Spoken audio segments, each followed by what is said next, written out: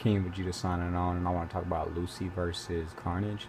So at first I was leaning heavily on Carnage, but then I thought about it.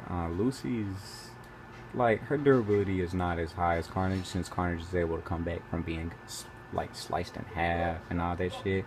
But at the end of the day, when you have vectors that can reach out into space and they can like easily like destroy buildings and shit, then she could say, for instance, keep him away from her. And also her vectors are worldwide at the end of the series, depending on the manga or the anime.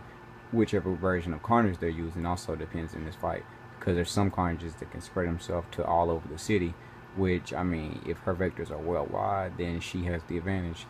And then on top of that, uh, she could just throw him into deep space or throw him into the sun, depending on how strong they say her vectors are.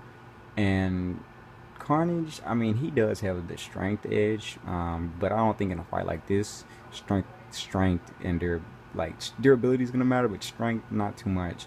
Her durability is way lower, as I said, but when your powers are more impressive, I would say, than the opponent, then your durability wouldn't matter, because of the fact that even if he does have a spider sense, it's not going to be able to dodge all her vectors coming from omnidirectional points. Now, I'll say he can get in on her and pretty easily kill her. Like if he stabs through her, then transforms and stabs her again, then it's pretty much over with. Or chops her into multiple pieces really quick. But if she chops him into pieces, he's just basically gonna regenerate from that shit. Now the dude on inside, I would say probably gonna die, but the symbiote itself doesn't really need a host in most cases.